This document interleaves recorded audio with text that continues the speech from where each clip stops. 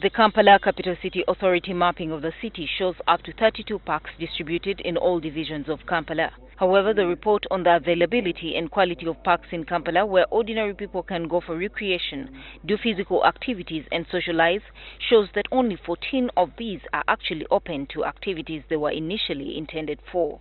We realized that before we go out to tell people to engage in physical activities so that they can be able to run, they should go out and play, we needed to find out whether the infrastructure for people to engage into physical activities, playing football, jogging, exists in this country. To provide the majority of city residents with access close.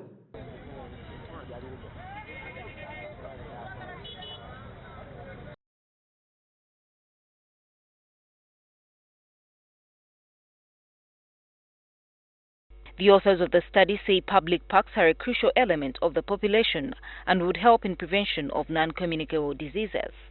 Seeing cases of NCDs going up, so and it comes to the root cause that people are not exercising. Besides eating recklessly or not eating wisely, many Ugandans are not engaging into physical activities. They are not walking, they are not jogging, they are not running, they are not doing anything at all, and as a result, they are compromising their health and becoming susceptible to the NCD. So we are quite concerned that as the urban population increases in this country and more people are coming to the towns, we need to begin addressing that aspect of people being able to find space where they can engage in physical activities that can.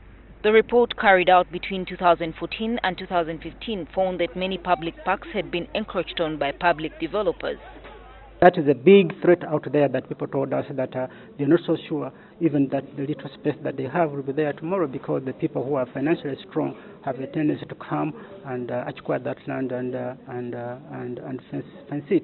But again, we need to face it. If we're talking about development in this country, we're talking about finding land for the investors in this country.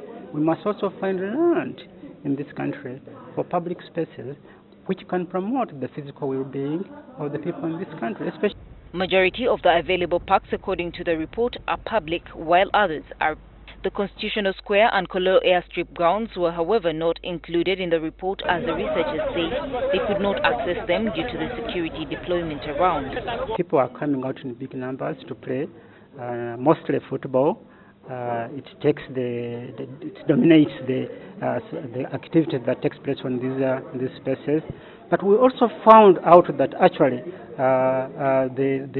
they are dominated by the adults, followed by the teenagers as well, and the children and the women are kind of marginalized. So the report also found that the only available parks lacked user facilities that would entice people to spend their leisure time there. For example, by improving the security in these areas, as you know, as it becomes dark, it becomes late in the evenings, most women, for example, told us they don't feel safe.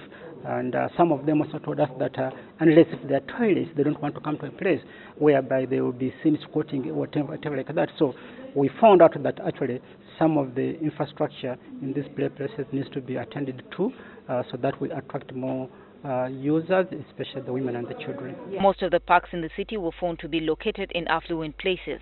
Another study assessed how and where the low-income earners spent their leisure time. In 10 slum areas, the report established an availability of 34 open spaces. The quality of these spaces, however, was found wanting. What we need is a policy framework that protects and promotes public spaces in this country, and then hopefully that can lead into some legislation of guaranteeing that all urban areas in Uganda, not only Kampala, make a provision for the public spaces, because it has been proven to be very important, not only on health reasons, but the fact that it's an open area and you can plant trees, it reduces the heat in the city, and it also cleans the air. The 2014 Uganda Population and Housing Census estimates Kampala's population at 1.5 million, with this size expected to rise further. These findings indicate that the available places are too few to match the needs of the population. Gertrude Tumusime with Kware, NTV.